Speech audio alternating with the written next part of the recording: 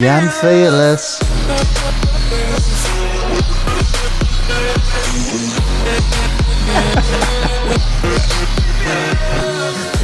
Yeah, I'm fearless. Fearless. From the Black Country. So, welcome everybody once again to a Safe Place podcast. I'm joined by the life coach over there, Mr. Craig Powell.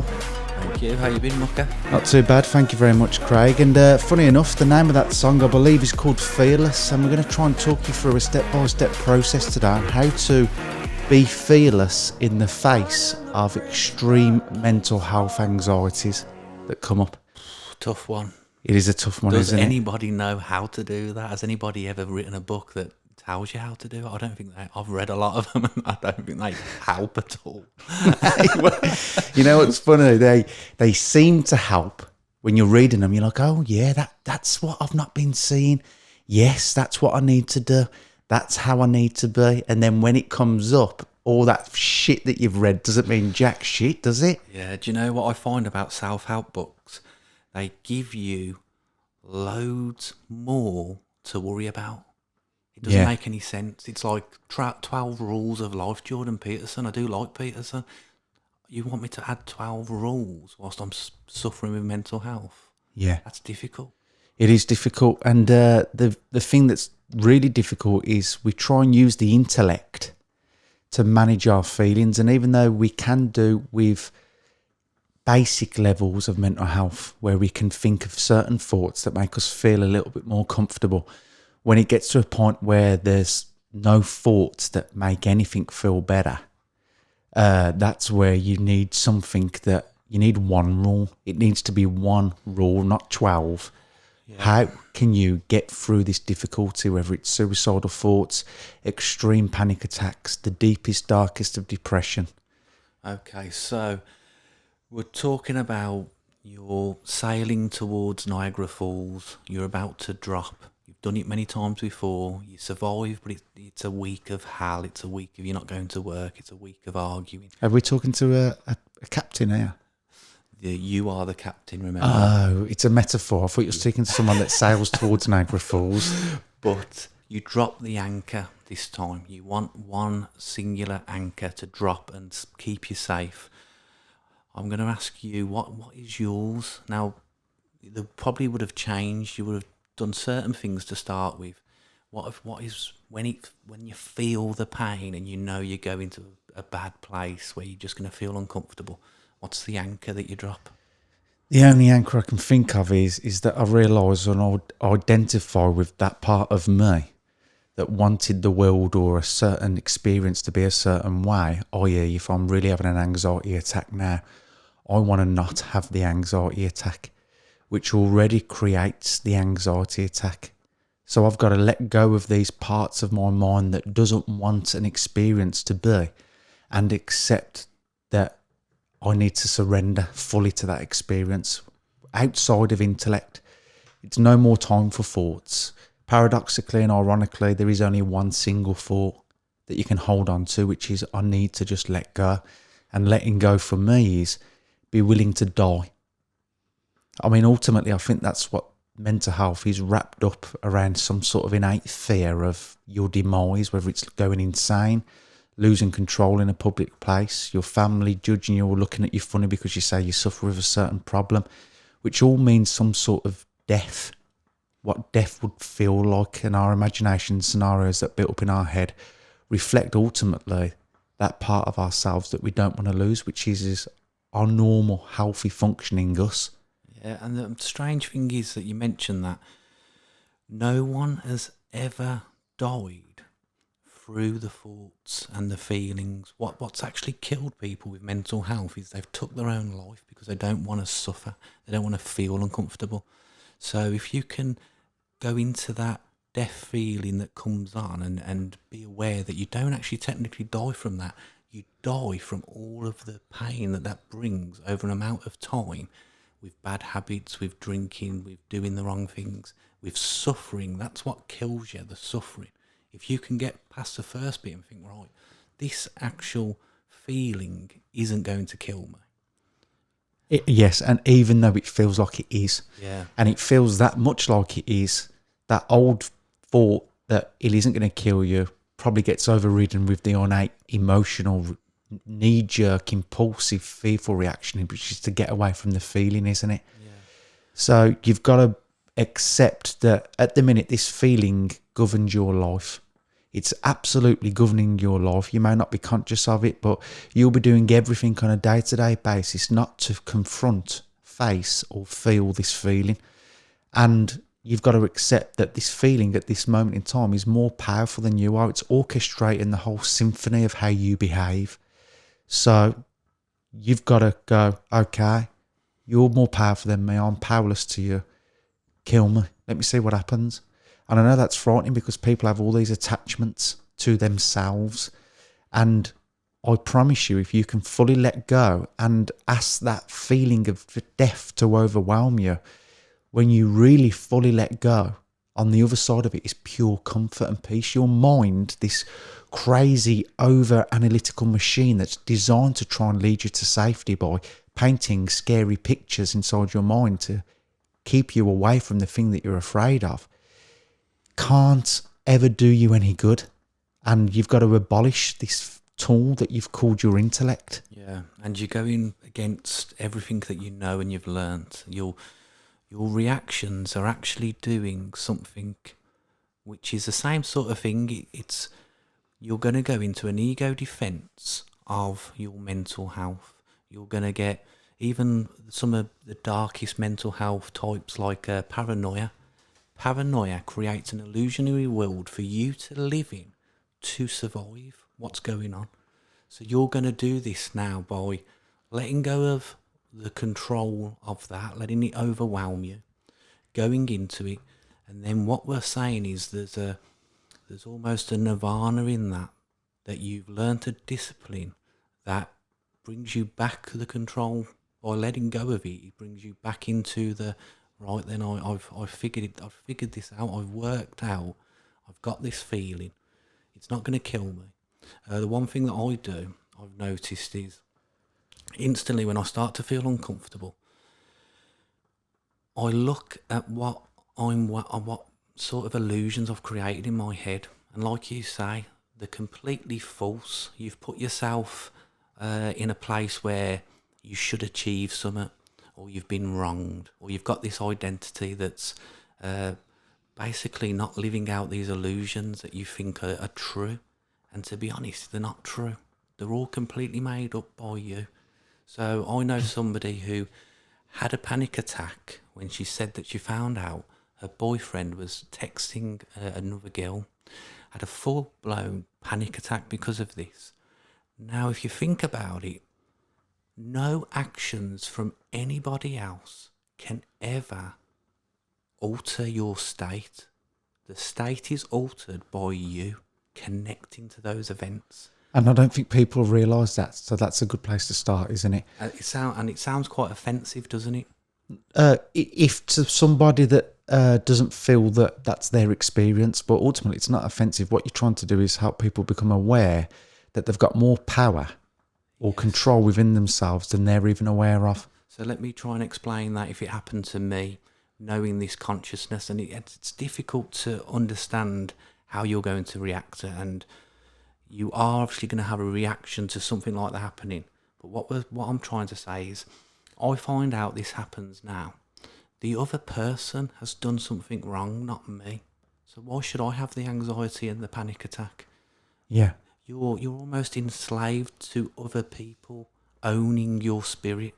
Yeah, and ultimately that's the most normal thing about humanity. If we go back to the basics of what we know, which is the child that's dependent upon the mum for its survival. The child then becomes dependent upon both the parents for the survival. The child absolutely needs a strong, healthy-minded mother and father, or a family around it that makes that child feel safe. So it's a survival mechanism to hand over your power to people around you because they're the ones with the power to keep you alive. So it's a normal human thing, but then we've got to reach a point or a psychological level of maturity where then that is all handed back. That through the process of the people around you, they then hand you your power back. That's it. So, And go on. that's a good example to use, because I think at the moment what you'll be doing when you have these feelings of mental health is you'll be talking to yourself that cements the badness. It cements the feeling. It's I'm going to have a panic attack now because I don't know how to handle it. I have failed. I haven't got that promotion. I'm not earning enough money. And what is that fucking voice? I mean, this is what shocks me, is that most of my life I've had a voice inside of my head that I've identified to be me, and I've been its prisoner. And it's like whatever mental health you're going through now, with these thoughts that tell you certain things that make you feel even more powerless, that isn't you. Those thoughts were developed by a psyche that was trying to survive and grew up with pain and suffering in the world, and had to develop a keen, sharp intellect to navigate thoughts to help you avoid going through the same suffering again. The problem is because you've been trapped in that suffering for so long, you're stuck in the thoughts, you're stuck in the thinking intellectual process, which you now deem to be you, without even realising it. If I say that to people now, they'll be like, what do you mean my thoughts aren't me? They really are not you. They're a survival mechanism, but going deeper than that, underneath the thoughts, when you wake up in the morning, in that moment before you start thinking, you're in a state of comfort. What takes you out of that comfort? I guarantee you it's nothing other than a thought. Yeah, I think that at the moment, how most people are living their life is based on fear. They're doing certain things based on one fear being worse than another fear. And that's how you get through life. If you think about everything you've done, why did you really go for that job? Why did you stay with that partner? Why did you leave that partner? And all of your emotions at the time, completely unconscious. And by unconscious, it's like, unconscious is for me, and it sounds offensive again, but you're quite stupid, you're quite naive, you're quite young-minded, you're just learning all about life in these moments. So it's not your technically, your fault that you made the wrong decisions, but you've not got like a wise old head inside you saying, guess what, you don't have to have a panic attack if somebody else has done something, because you're perfect. You don't need to have low self-esteem because somebody else has decided to be a bad person. You can have even higher esteem. Yes, which is good again. And again, it's these thoughts to try and comfort that stone of fear that sits deep within your stomach.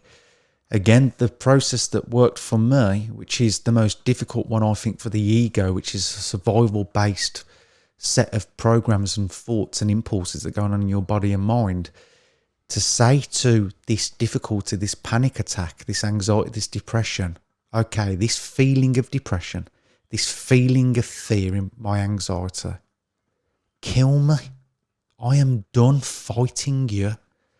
Now, that doesn't mean killing yourself. It means fully absorbing yourself in that feeling that you don't want to feel, and saying, okay, amplify yourself, really turn on the works, because I give up myself to you.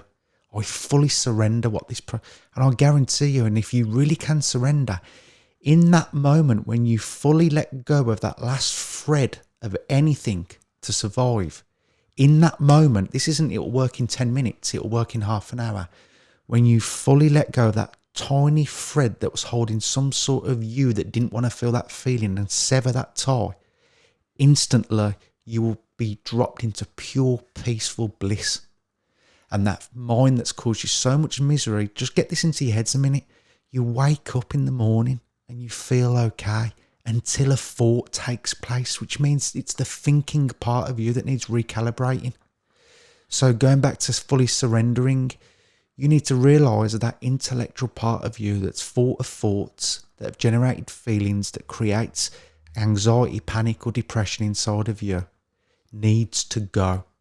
So take whatever it is that from me now, and leave me dead if you have to. And in that moment, it's all gone.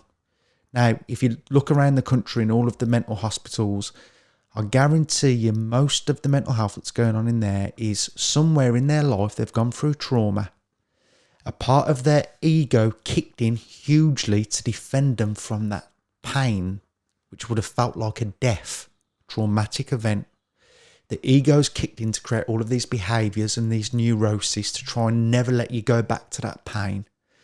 And people are being drawn back to that feeling because the ego can't really keep a lid on it. It's coming up. And what we see is people in mental hospitals that look crazy, but they're actually holding on to an ego. An ego's the dominant control factor that's getting them to avoid the pain and trauma once again. Yeah. So they're all acting irrationally, but it's pure fear. Fear of letting go. Yeah, that's a good point. And let me just expand on that now, what I see. Me and Andrew set up a Safe Place podcast to help people suffer. And if you break that down, what we're saying is we know what it's like to feel uncomfortable. We've been to our darkest moments that we hope there could be even worse places to go to. But we believe that we have, and we've come out of it with the scars and the bruises. And we don't want other people to feel this feeling. And we want to try and give you the tips to get out of it. Now, we do this as a sort of healing process that continues us running from pain. Everybody that you know, at the moment, you'll see somebody who drinks every night or takes heroin all the time or does something really bad as, oh, they're escaping pain. But if you think about it, even somebody who is doing breathing techniques, who goes to the gym an hour in the morning, an hour in the evening, they've just set up these habits that stop them from going to a peaceful place in their mind that they probably can't handle. They don't know how to handle it. They don't know how to go there. They might even have built up that much of an ego. They don't know their trauma and their fears even exist. No. This is what we're talking about. This is like a really big head fuck to get your head around. Yes. That you don't know really why you do what you do until you're doing it, and even then you don't even know why you've started to do it. And the medicine to that ultimately has to be consciousness. It's expanding your awareness, isn't it? It's getting a different perspective. Now, instantly, anything that me and Craig say, your ego will kick in and say, no, it's not that, it's not this, it's not that. Which means that because of your perspective and belief system is orchestrated exactly the way you're thinking now, it means that you can never break free from the ailment that you're suffering with. That actually you need to investigate, try and learn and understand, even if you feel you don't believe it, because any change of perception from what you're going through or a change in consciousness is a doorway that opens up for you to leave that room of pain that you're stuck in. At the minute, the only thing that's creating that pain is you. You'll blame it on your past. You'll blame it on trauma. And it's actually, that's not the problem now. The problem is you haven't got the conscious awareness to understand exactly what is going on. That's it. And you'll actually feel quite comfortable. You won't do stuff that you deep down really want to do because you've adapted these traits that are comfort blankets to you now. So you don't want to go anywhere near the pain. And you believe that and your mind does do this to you. I know that through this process, probably lasting over the last 5 years, there's so many times where I feel like I've made it and I've been out of pain for a while now. And then all of a sudden something will come up and you realise all you did was suppress that pain. Yeah. You just basically said, I'm not going anywhere near that because it reminds me of something. And this is what it's doing. It's reminding your physical body of an experience that you don't ever want to have again. And really, the actual experience at the moment in time has transported you back in time to another place where that experience is gone. Yeah. You can never have that again. But it's just this reminder. It's in your body. It's trapped. It is, and it's got to be felt for it to distinguish in a sense. Extinguish. It's got to be felt for it to be extinguished, which means you're going to have to choose to suffer. And again, if you listen to most of the people on the internet, they will tell you how to think of certain things so you don't suffer. But it doesn't really work like that. In a way that me and Craig are telling you to think things now so you don't have to suffer. But what we're actually saying is that you need to suffer in the death of that old you so you can't suffer. Yeah, that's it. And obviously, we're not expecting you to go to a room now, lock yourself in, and constantly think of your pain until you burn in your own ego death. This is a process over time where you go into it when you're strong enough to go into it in a way that will say, most of the times when I've done it, I wasn't in control of it. No. I had to unconsciously go into it because I felt so bad. And then probably a year of doing that, I started to do it myself and go into it. And then it's dangerous ground for the unaware mind, isn't it? And that's why it's important that if you do decide to go on this journey, because you've had enough of these issues ruling your life, you've had enough of being its prisoner, and you've had enough of being afraid. That's why you've got to reach out to people like myself and Craig, qualified therapists, qualified life coaches, any other types of counsellors, any types of healers or people that work with emotions. You've got to try and do the work with somebody that knows that battleground, because that's what it's like, isn't it? It's like a battleground, not knowing exactly where to tread in case a mine goes off. So that brings us to an end of that podcast. But let's just end it with the word that is what this episode was all about.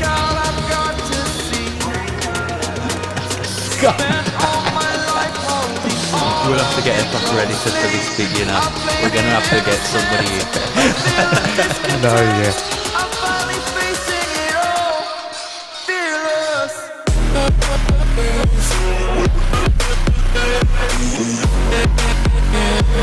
We'll be right back.